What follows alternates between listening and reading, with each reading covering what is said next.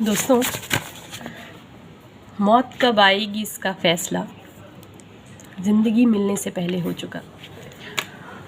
देखो, वैसे तो हम नॉर्मली नेचुरल डेथ की ही एक्सपेक्टेशन करते हैं, बट जैसे जैसे लाइफ में डेवलपमेंट हो रहा है, चीज़ें आगे बढ़ रही हैं, चाहे वो डिजिटल फॉर्म हो या पर्सनल ग्रोथ हो या सोसाइटल ग्रोथ हो, स्ट्रेस, ट्रॉमा, डिप्रेशन, एंजाइटी, हर चीज़ बहुत तेज़ी से बढ़ रही है आगे। तो इन चीज़ों का सबसे बड़ा कन्फ्लिक्ट क्या हो रहा है? लोग इतना प्रेशर बियर नहीं कर पा रहे हैं और रिज़ल्ट क्या हो रहा है? They are committing suicide. यार, जब हमारी मौत ऑलरेडी डिसाइडेड है तो हम उसमें इंटरवेंशन करके क्यों अपनी जान दे रहे हैं? Suicide is never an option, never a solution. Mind it. ज़िंदगी कितनी भी बुरी हो जाए, सुसाइड कभी नहीं करना है, कभी भी नहीं। यार, आपको इंसान का जन्म मिला, you have to learn something, create something big. Problems हर चीज़ का सोल्यूशन है, शांत दिमाग से बैठकर सोचना है। आज का जो टॉपिक है आपको समझ में आ ही गया होगा कि बेसिकली मैं किस चीज़ पे बात करने वाली हूँ। I am basically going to talk about the suicide. देखिए, बेसिक जो रीज़न्स होते हैं, मैंने कुछ स्टडी करी है और उसी के बेसिस पे मैं आपको कुछ गाइडेंस देना चाहती हूँ कि कैसे आप इस चीज़ को अवॉइड कर सकते हैं, रीज़न्स क्या हो सकते हैं सुसाइड अटेम्प्ट करने के, और किस तरह से हम इस क्राइम को कम्प्लीटली नो कह सकते हैं, राइट। लाइक देखिए, सबसे पहले कुछ जो आजकल के जो हमारे तरफ से बनाए गए रीज़न्स हैं, like failed relationships, grief, medical illness, rejection, sexual abuse, emotional abuse और फिज़िकल एब्यूज़ और इवन अनएम्प्लॉयमेंट। ये चीज़ें भी आजकल सुसाइड को बहुत ज़्यादा प्रोवोक कर रही हैं। See, suicide is a traumatic event for an individual, and not only for the individual but also for everyone who is associated with the individual. You just try to understand, अगर आपके mom dad, आप अगर अपने mom dad के इकलौते हैं या नहीं भी हैं, तो भी यार एक बच्चा जब घर में होता है, कितना जश्न मनाया जाता है कि उसको ऐसे रखेंगे वैसे रखेंगे, कितनी प्यार से नाज़ों से आपके पेरेंट्स आपको पालते हैं। तो क्या किसी एक वाहियात से रीज़न की वजह से आप अपनी जान दे देंगी? क्या, मान लीजिए मैं लव लाइफ की बात करूं, अगर किसी से ने आपका प्यार एक्सेप्ट नहीं करा तो क्या आप रिजेक्शन में आके खुद को ख़त्म कर लेंगे? आप करियर में फेल हो गए तो क्या आपका हाथ पैर कट गया या बॉडी ख़त्म हो गई कि अब जल गए आप पूरे कि आप कुछ नहीं कर सकते? यार, इंसान होना अपने आप में बहुत बड़ा एक वरदान है। इस चीज़ को कभी इन बेकार से रीजंस की वजह से वेस्ट मत होने दीजिए। आपके मॉम डैड पे क्या गुजरेगी, आपके पेरेंट्स पे, आपकी फैमिली पे, आपकी बहन भाई फ्रेंड्स। यार, इतनी जल्दी हार मान गए? Come on, give a tough fight यार। लाइफ अपना सबसे टफ पेपर उस बंदे को देती है जो उसका सबसे अच्छा एग्जामिनी होता है। मतलब कि अगर आपने क्लास में देखा होगा, अगर आप एक फेलियर स्टूडेंट है तो कोई आपको नहीं पूछता, लेकिन अगर आप टॉपर होते हो तो टीचर्स भी आपको टफ से टफ क्वेश्चन देते हैं। तो लाइफ आपको पेपर दे रही है तो रिजॉल्व करो, कुछ ना कुछ सोल्यूशन तो मिलेगा। तो थोड़ा सा साइंटिफिक उसमें आ जाते हैं डेटा पे। फर्स्ट थिंग, नेशनल एवरेज के हिसाब से 11.3 सुसाइड्स अटेम्प्ट किए जाते हैं ऑल ओवर दी वर्ल्ड पर 10 लाख पीपल पर। मतलब 10 लाख में से ऑलमोस्ट 11.3 पीपल सुसाइड अटेम्प्ट करते हैं। Suicide is the third leading cause of the death for the people between the ages of 15 and 24। 15 और 24 के बीच के जो लोग हैं उसमें थर्ड लीडिंग कॉज सुसाइड है। Between 1952 and 1995 the rate of suicide in young adults nearly tripled. आप देख रहे हो, जैसे जैसे डेवलपमेंट हो रहा है, जैसे जैसे ग्रोथ हो रही है, जैसे जैसे अपॉर्चुनिटीज़ बढ़ रही हैं, उतना ही ज़्यादा स्ट्रेस, डिप्रेशन, मेंटल ट्रॉमा भी बढ़ रहा है, चाहे वो फिजिकल हेल्थ हो, लव लाइफ हो, रिलेशनशिप हो, फैमिली लाइफ हो, सब कुछ, राइट।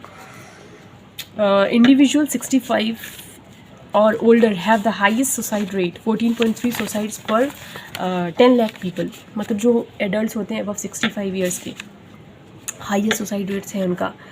एंड आपको पता होगा यूएस को सबसे ज़्यादा मोस्ट डेवलपमेंट, और भी कह सकते हैं फर्स्ट, जो भी प्रायोरिटी टॉप पे रहता है डेवलप्ड कंट्रीज़ में से। According to the American Association of Sociology AAS estimated that there are 4.5 million survivors of suicide in United States. मतलब यूएस में 4.5 मिलियन सर्वाइवर्स हैं सुसाइड के। तो अब देख रहे हो यार, अगर हम सोचते हैं ना कि लाइफ डेवलप कंट्रीज़ में बहुत इजी होती है, नहीं, जैसे जैसे आप आगे बढ़ते हो ना, कंपटीशन बढ़ता है, इन्वायरमेंट टॉक्सिक होता है, कहीं कॉफिक्स का पॉलिटिक्स होता है, कहीं रिलेशनशिप का पॉलिटिक्स होता है। लोग जैसे जैसे आजकल फ्रैंक होते जा रहे हैं रिलेशनशिप में, वो ऑप्शंस एक्सप्लोर कर रहे हैं, इसकी वजह से थर्ड पर्सन सफ़र करने लग जाता है। लाइक आप तो रिश्ते में किसी को छोड़कर आगे बढ़ गए, बट आपके अपने बेनिफिट के लिए या किसी भी रीज़न से आपने कभी सोचा जिस बंदे को आपने छोड़ा उसकी क्या हालत है। तो जैसे जैसे लोगों को ऑप्शंस मिल रहे हैं, लोग अपने ऑप्शंस, अपने फ़ायदे, अपने बेनिफिट के हिसाब से चीज़ें कर रहे हैं। साथ ही कंपनीज़ में कंपटीशन इतना बढ़ गया, जैसे जैसे कंपनीज़ अपॉर्चुनिटीज़ दे रही हैं, हर कोई कंपटीशन में बहुत आगे जाना चाहता है, उसमें लोग स्ट्रेस लेते हैं, mental sickness, mental trauma, family life इतनी डिसबैलेंस हो गई है इस तरह की चीज़ों की वजह से। फैमिली में बच्चे टाइम नहीं देते, पेरेंट्स अपने बच्चों को टाइम नहीं देते, बच्चे बचपन से ही आइसोलेटेड रहते हैं, उनके दिमाग में एक अलग काइंड ऑफ इमोशनल ट्रॉमा चलता है। बहुत सारी चीज़ें जहाँ हमें दुनिया ने सेटलमेंट दिखाई है, डेवलपमेंट दिखाई है, वहीं कहीं ना कहीं हमारा मेंटल पीस भी छीना है। तो इस टाइम पर हमें खुद को संभालना है, राइट। हमें ऐसे डिसीजंस नहीं लेने हैं कि यार लाइफ एक बार मिलती है, अगला जन्म होगा नहीं होगा, ये सब भ्रांतियाँ हैं, तो क्यों र्यून करना, राइट। तो हम उसका सोल्यूशन निकालते हैं। और हाँ, suicide rate among the men is about 4 times higher than the suicide rate among women. Reason पता है क्या होता है, हम नॉर्मली कहते हैं कि boys are like free birds, उन पर कोई जिम्मेदारी नहीं, बट ऐसा नहीं होता है। आप देखोगे शादी के बाद इंटायर फैमिली की जिम्मेदारी एक लड़के की ही हो जाती है। तो boys are more vulnerable towards the suicide. And also मैंने एक स्टडी करी थी, उसमें मैंने पढ़ा था कि boys are more emotional than girls. ये सच नहीं आप मानोगे, बट ऐसा होता है। बॉयज़ को बचपन से ऐसा ट्रेन करा जाता है, you are a boy you can't cry, you are a boy you can't cry. तो वो दिमाग में ना उनको इमोशंस छिपाने की आदत पड़ जाती है। हाँ, मैं इस इमोशन छिपाने से एक चीज़ याद आई। देखो यार गाइस, सुसाइड का एक बहुत बड़ा रीज़न क्या होता है पता, हम अपने इमोशंस किसी से शेयर नहीं करते हैं। यार जो दिल में है ना, अगर तुम किसी पर्टिकुलर पर्सन को नहीं बता रहे तो कम से कम अपने किसी बेस्ट फ्रेंड को या पेरेंट्स, जिससे भी तुम्हारी अच्छी बनती है, उसको बताओ ज़रूर। अपने दिल का दर्द अगर दिल में दफन रखोगे, कहीं ना कहीं वो चीज़ एकदम बोलते हैं ना ज्वालामुखी की तरह फूटेगा और आपको बहुत ज़्यादा तकलीफ हो जाएगी, और उस मेंटल ट्रॉमा में जाके आप इस तरह की हरकतें कर सकते हो। तो डोंट डू दैट। इमोशंस को शेयर करना सीखो, चाहे वो तकलीफ़ वाले हों या अच्छे हों। जो भी ट्रबल हो रहा है उसको बोलना सीखो। मन में रख के आप कोई प्रैक्टिकल सुपर स्ट्रॉन्ग पर्सन नहीं साबित होने वाले हो यार। आप अपने आप को हर्ट कर रहे हो, आप अपने आप को डिप्रेशन, एंजाइटी, स्नोमिया, स्कीज़ोफ्रेनिया इसमें डाल रहे हो। Stop it, share your emotions please. Okay, तो अब मैं कुछ मैं साइकोलॉजिकल इश्यूज़ बता देती हूँ जिसकी वजह से सुसाइड अटेम्प्ट करते हैं लोग। देखो यार, मैंने बहुत ही बेसिक चीज़ें बायोलॉजी से निकाली हैं, ठीक है। मैं उतनी बायोलॉजिकल स्टूडेंट नहीं हूँ, बट मेरा मकसद बस इतना है कि आपकी हेल्प हो जाए थोड़ी सी, राइट। एनोरेक्सिया नर्वोसा, इसका मतलब क्या होता है, it is a kind of eating disorder which is characterised by the inability to maintain a healthy body weight and an extreme fear of gaining weight due to disordered self image. मतलब anorexia nervosa का मतलब ये हुआ कि आपकी healthy जो eating habit है इतनी इम्प्रॉपर है कि आपका बॉडी वेट बहुत तेज़ी से बढ़ रहा है, और आप कर क्या रहे हो, उस चक्कर में डिप्रेशन में जा रहे हो। क्यों? क्योंकि भाई ऑब्वियस सी बात है, पीयर प्रेशर, सोसाइटी इमेज, लोग कहेंगे, गलत नामों से पुकारना शुरू कर देंगे, राइट। Second is depression. देखो, डिप्रेशन का कुछ भी रीज़न हो सकता है, XYZ, चाहे रिलेशनशिप का फेलियर हो, करियर का फेलियर हो, फैमिली का कुछ इश्यू हो, वाइफ के साथ कुछ चीटिंग हुई हो, या बच्चों ने कभी कोई ऐसा कर दिया हो। Depression can be of anything, या कभी कभी कुछ मेंटल रीजंस की वजह से डिप्रेशन हो जाता है। तो डिप्रेशन को प्लीज़ अवॉइड करो। मतलब मैं आगे बताऊंगी कैसे इस चीज़ को प्रिवेंट करना है हमें, बट डिप्रेशन में मत जाओ। वार्निंग साइंस स्टार्टिंग से मिलने शुरू हो जाते हैं। सबसे इंपॉर्टेंट चीज़, अपने इमोशंस को किसी क्लोज वन से शेयर करना सीखो। माइंड इट, कभी दिल में रखो नहीं। आप दिल में रख के सुपर स्ट्रॉन्ग नहीं साबित होते हो यार। Second thing, PSTD, post traumatic stress trauma. Like क्या होता है ना, कभी कभी लाइफ में कुछ ऐसे हादसे हो जाते हैं, लाइक आपका रेप हो गया, आपका मान लीजिए एक्सीडेंट हो गया, आपकी पूरी फेस डिसऑर्डर्ड हो गया, आपका एसिड अटैक हुआ, आप पूरी तरह एक तरह का ट्रॉमेटिक सिचुएशन क्रिएट हो जाती है किसी पर्टिकुलर एक्टिविटी के बाद, लाइक, तो उस चीज़ को PSTD बोलते हैं, post traumatic stress trauma. Schizophrenia, guys, schizophrenia is a kind of very difficult disease, I have let it be. So अगर आपको स्कीज़ोफ्रेनिया के बारे में जानना है, नेट पर गूगल करिए। ये एक तरह का मेंटल डिसऑर्डर है जिसमें इंसान एक तरह की डी ड्रीमिंग में चला जाता है, रियलिटी और इल्यूजन के बीच में डिफ्रेंशिएट नहीं कर पाता है। उसको लगता है जो चीज़ें उसके इर्द गिर्द उसको नेगेटिव समझ में आ रही हैं वही सच है। स्कीज़ोफ्रेनिया में ओवर थिंकिंग बहुत होती है, और इनफैक्ट अगर कोई चीज़ पॉजिटिव भी है तो उसको इंसान सोच सोच कर नेगेटिव बना देता है। और स्कीज़ोफ्रेनिया एक इतनी भयंकर सिचुएशन है जिसका अभी तक कोई प्रिवेंशन नहीं आया है, कोई क्योर नहीं आया है। हम सिर्फ और सिर्फ उसको टाल सकते हैं, थोड़ी टेम्पररी मेडिकेशंस के थ्रू उसको कंट्रोल कर सकते हैं। तो गाइस, पहली चीज़ तो ओवर थिंकिंग मत करा करो किसी भी चीज़ में। सिचुएशंस जो होंगी अपने आप ठीक होंगी, अगर आपके कंट्रोल में है उनको ठीक करो, नहीं है तो लेट इट बी। थोड़ा सा स्पिरिचुअल हो जाओ, डिवाइनिक पावर को सरेंडर कर दो। हर चीज़ डिवाइन टाइमिंग पे होती है, तो उस पर आस्था रखोगे ना। अपनी तकलीफ़ें जिस भी भगवान को आप मानते हो, अल्लाह, जीसस, महाकाल, जिसको भी, उन पे सरेंडर रखना सीखो। अपने आप को अकेला मत समझो ज़िंदगी में कभी। तो ओवर थिंकिंग, डे ड्रीमिंग ज़रूरत से ज़्यादा और स्ट्रेस, ये सारी चीज़ें स्कीज़ोफ्रेनिया को राइज करती हैं, राइट। सोशल एंजाइटी के गाइस ना दो बहुत मेन एस्पेक्ट्स होते हैं। एक होता है जेंडर डिस्फोरिया और एक होता है आपका सेक्सुअल ओरिएंटेशन। जेंडर डिस्फोरिया का मतलब ये होता है कि कभी कभी आपने देखा होगा कुछ लोगों का जन्म मेल बॉडी में होता है बट उनको फीमेल की तरह रहना बहुत पसंद होता है। कुछ लोगों का जन्म फीमेल बॉडी में होता है बट उनको मेल्स की तरह रहना बहुत पसंद होता है। उस चक्कर में वो क्या करते हैं, सर्जरी करा लेते हैं, सेक्स चेंज करा लेते हैं, जो भी। तो अब कुछ लोग तो इसको हेल्दी तौर पे सोसाइटी को दिखा पाते हैं, कुछ लोग उस चीज़ को लेके ना इतने ट्रॉमेटिक हो जाते हैं कि उनको लगता है कि they are isolated, neglected part of the society. और वो क्या करते हैं ना कि इस इन्फीरियरिटी कॉम्प्लेक्स में आके जान दे देते हैं। यार stop it, be the one what you are. आप अपनी रिस्पेक्ट खुद करिए, आप अपनी रिस्पेक्ट करोगे सामने वाले को करनी पड़ेगी। सीधी सी लॉजिक है यार। If you can respect me, most welcome. If you can't, भाई साहब भीड़ कम, दूर रहो मुझसे। Same goes with sexual orientation. देखो, सेक्शुअल ओरिएंटेशन पे तो एक अलग सेशन बनना चाहिए और मैं कभी टाइम निकाल के बनाऊँगी। आपको पता ही होगा LGBT communities, lesbian, gay, bisexual, whatever. यार वॉटेवर यू आर, ठीक है। पहली चीज़ तो एक्सेप्टेंस अपने दिमाग में लाओ। भागो मत इस चीज़ से कि मेरी ओरिएंटेशन क्या है, मैं स्ट्रेट नहीं हूँ तो मैं पाप कर रहा हूँ। नहीं, it's a fuck serious word है। I am so sorry, it's a public platform, मुझे वर्ड नहीं यूज़ करना चाहिए था। बट यार ये बहुत ही घटिया सोच है, ठीक है। Accept yourself for what you are and respect yourself, whatever you are. You're LGBT, lesbian, gay, bisexual, whatever. Even same goes with the transgenders. यार stop judging everyone, it mind your own business, है ना। अपना काम से मतलब रखो, सीधी बात।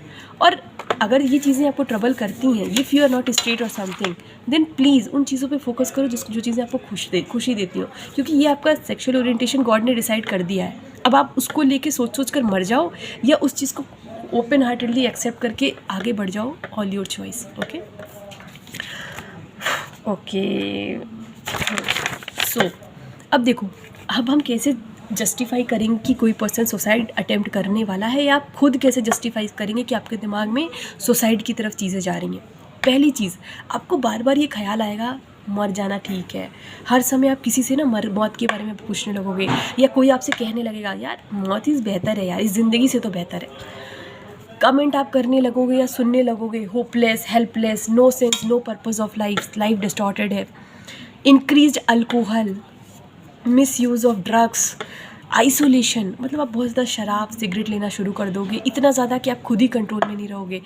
ये सारी चीज़ें पता है एक तरह का डिप्रेशन का लक्षण होती हैं। और सबसे इम्पॉर्टेंट थिंग, आप आइसोलेट होना शुरू कर दोगे। जो बंदा कल को पब्लिक में बैठना, गैदरिंग करना पसंद करता था, वो अब अपने आप को काटना शुरू कर देगा। तो अगर ये चीज़ें आप देख रहे हो अपने अंदर या किसी सामने के अंदर, इमीडिएट इफेक्ट से एक्शन लो। सबसे इम्पॉर्टेंट चीज़, जो वार्निंग साइंस आती है ना, उसी पे कंट्रोल करने की कोशिश करो। इसका सबसे बढ़िया सोल्यूशन मैं आपको बता रही हूँ। पहली चीज़ तो सुसाइड का रीज़न कहाँ से जनरेट हो रहा है, इस चीज़ को फाइंड आउट करो। चाहे आप किसी की हेल्प करने की कोशिश करो या खुद के अंदर, उस चीज़ को पहले कट आउट करो। मतलब अगर मान लो आपको लव लाइफ की वजह से सुसाइडल थॉट्स आ रहे हैं, करियर में फेलियर की वजह से, उस टॉपिक के बारे में सोचना बंद करो, उन चीज़ों के बारे में सोचो जिस चीज़ की अदर चीज़ें तुम्हारी लाइफ में अच्छी घट रही हैं। सिर्फ एक ही चीज़ को पकड़ करके नहीं बैठना है। आइसोलेट होने का मन करता है, नहीं होना है। जितना हो सके पब्लिक गैदरिंग में रहो, पेरेंट्स के पास रहो, या फिर अपनी, देखो हर किसी की लाइफ में अच्छे फ्रेंड्स होते हैं, तो फ्रेंड्स को जैसे ही इस तरह के साइंस आए ना दिमाग में कि यार मुझे मर जाना चाहिए, उस टाइम ना क्या होता है, दिमाग कंट्रोल में नहीं होता जब डिप्रेशन में होता है। तो आप वैसे एक्ट कर भी जाते हो, तो उस टाइम पे ना तुरंत ये एक्शन में रखो कि यार मेरे को ये थॉट आ रहा है, मुझे किसी से बात कर लेनी है, भले मन बोले नहीं करनी, लेकिन करो। इमीडिएट इफेक्ट से किसी बेस्ट फ्रेंड को फ़ोन लगाओ, पापा मामा जो आसपास हैं। ओके, साइको, देखो अब ये चीज़ें, अब मान लो कभी कभी क्या होता है ना, कंटिन्यूस पर्टेनिंग थॉट्स चल रहे हैं सुसाइड की, तो साइकोथेरेपी लो। साइकोथेरेपी मतलब, अब ये मत बोलो कि यार डॉक्टर के पास जा रहा हूँ तो मतलब मैं मेंटल हूँ, पागल हूँ। अरे नहीं, साइकोलॉजिस्ट और साइकियाट्रिस्ट में बहुत डिफरेंस होता है। साइकोलॉजिस्ट कुछ एक्टिविटीज़ परफॉर्म करके आपको हीलिंग प्रोवाइड करते हैं, आपको उस पर्टिकुलर स्टक थॉट से बाहर निकालते हैं। तो अगर ज़रूरत है तो साइकोलॉजिस्ट के पास जाओ। और देखो गाइस, अगर आप एक पेरेंट हो, एक भाई हो, बहन हो, एक दोस्त हो, अगर आपको नज़र आ रहा है आपके दोस्त में ये चीज़ें दिख रही हैं, आप भी साइकोलॉजिस्ट का काम कर सकते हो। जब आप किसी भी डिप्रेस पर्सन से कंटिन्यूस बात करते हो ना, उसको आप हील करते हो। मतलब बार बार उसकी बातों, ऐसा नहीं कि उसके ज़ख्म को कुरू दो, नहीं, लेकिन उसको पता है मोटिवेट करो। ये आपका फ़र्ज़ है यार, कोई अपनी जान देने जा रहा है। और साथ ही में अगर आपको लगता है, अगर आप खुद सुसाइड के बारे में सोचते हो, तो ऐसे पर्सन के पास बात करो जो आपको लगता है आपको मोटिवेट कर सकता है, न कि आपकी प्रॉब्लम को बखेड़ा बना के आपको और ज़्यादा डिप्रेस करेगा। ठीक है, तो अगर आपकी लाइफ में कोई ऐसा पर्सन है तो प्लीज़ कॉन्टैक्ट हिम, हर, जो भी है, पेरेंट्स हैं, दोस्त है, बात करो यार। बात करने से ही सोल्यूशन निकलता है, मन में रखने से बहुत ट्रबल हो सकता है। ठीक है, और यस, अगर आपको चीज़ें कंट्रोल नहीं हो रही साइकोलॉजिस्ट से भी बात करके, तो प्लीज़ डू मेडिकेशन, मतलब किसी साइकियाट्रिस्ट से कंसल्ट करो। कभी कभी ब्रेन के कुछ हार्मोन्स डिसेबल हो जाने की वजह से भी हम डिप्रेशन का शिकार होते हैं और डिसीज़न नहीं ले पाते हैं। तो वहाँ पे अपने आप को ये मत सोचो मेरा मेडिकेशन चल रहा है तो मैं मेंटल हो गया या मुझे पागल खाने भेजा जाएगा। नहीं, ऐसा कुछ नहीं होता। आपको सीरियसली बता रही हूँ, दवाई लीजिए, क्योंकि आपकी लाइफ इन फालतू के पचड़ों से ज़्यादा इंपॉर्टेंट है। अगर थोड़ी सी ड्रग्स लेकर के आप बैक टू ट्रैक आ सकते हो, लेकिन हाँ, मेडिकेशन कंसल्टेशन ऑफ डॉक्टर के बाद ही लेना है। खुद को डॉक्टर बना के गूगल पे सर्च करके नहीं लेना है यार, ये ब्रेन का मैटर है, केमिकल्स का मैटर है। ठीक है, और सबसे इम्पॉर्टेंट चीज़, आज से अगर आपके दिमाग में ये चीज़ें नहीं भी हैं तो भी हेल्दी डाइट लीजिए, हेल्दी स्लीपिंग हैबिट फॉलो करिए और मेडिटेशन करिए। हो सके तो जिमिंग, योगा और फ्रेंड्स के साथ गेट टुगेदर करिए। लाइट रहिए, बहुत टफ है लाइफ, लेकिन दुखी होने से कुछ नहीं होगा। ठीक है, चलो गुड लक यार। कभी सुसाइड नहीं करना, ज़िंदगी हमें इस हरकत के लिए नहीं मिली है यार। हर किसी का एक सोल पर्पज़ है। ज़िंदगी कितनी भी टफ हो जाए, there is always a hope. अगर आज रात है तो कल सुबह होगी ज़रूर। नेवर गिव अप, ठीक है, never give up. Be faith in God, थोड़ा सा स्पिरिचुअल रहिए, भगवान की पूजा आस्था करिए, he will help you out. अच्छा दोस्तों, आज मेरी तबीयत थोड़ी सी ख़राब है, लूज़ मोशंस और वॉमिटिंग वगैरह चल रहे हैं, but still I am in office. I tried to be very energetic अभी आपके साथ, बट थी नहीं हालत मेरी एनर्जेटिक होने की अभी। चलो, please take care of yourself, love you यार। मैं कभी किसी को ट्रबल में नहीं देखना चाहती।